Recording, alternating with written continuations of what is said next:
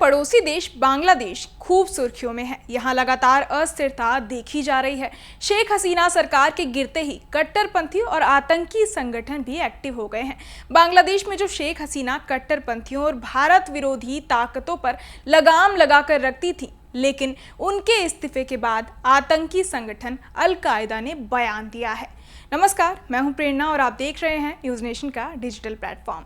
Report के अनुसार अल कायदा दक्षिण एशियाई ब्रांच के चीफ ओसामा महमूद ने 12 पन्नों का संदेश दिया है, जिसमें शेख हसीना सरकार गिरने की सराहना की गई है। इसके अलावा धार्मिक कार्यकर्ताओं से देश में इस्लामिक शासन स्थापित करने के प्रयासों में तेजी लाते हुए नई सरकार से बचने का आग्रह किया गया है।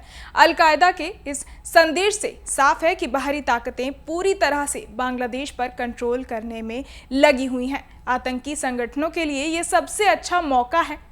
बांग्लादेश में पहले से ही कई संगठन हैं जो पाकिस्तान की खुफिया एजेंसी ISI और अल कायदा से जुड़े हुए हैं। ऐसे में अल कायदा की तरफ से इस्लामिक शासन को लाने की बात कहना भारत के लिए टेंशन वाली बात है। बांग्लादेश में खालिदा जिया की BNP सत्ता में आ सकती है। जिया के शासन में बांग्लादेश में भारत विरोधी ताकतें देखी गई थी। शेख हसीना भागकर भारत आई हैं और BNP ने दिखाया है कि वो इससे नाखुश है। बांग्लादेश में अशांति का समर्थन करने वाले असम का रिजवान उल्ला मजर भुइया को एक सोशल मीडिया पोस्ट के कारण गिरफ्तार किया गया है। इसके अल कायदा के संबंधों की जांच चल रही है।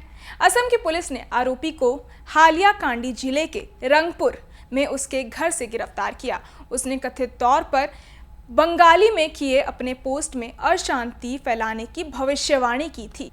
रिजवान का दावा है कि बांग्लादेश का प्रभाव जल्द ही असम में देखा जाएगा। उसके इस पोस्ट ने सुरक्षा एजेंसियों के कान खड़े कर दिए।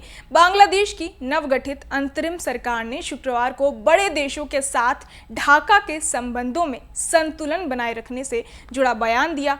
विदेश मामलों के सलाहकार एवं पूर्व विदेश सचिव मोहम्मद तौहीद हुसैन ने संवाददाताओं से कहा कि कानून एवं व्यवस्था बहाल करना इस समय अंतरिम सरकार की प्रमुख प्राथमिकता है तथा पहला लक्ष्य हासिल करने के बाद अन्य कार्य भी हो जाएंगे। रिपोर्ट्स के मुताबिक उन्होंने ये भी कहा कि बांग्लादेश को सभी देशों के साथ अच्छे संबंध रखने की जरूरत है।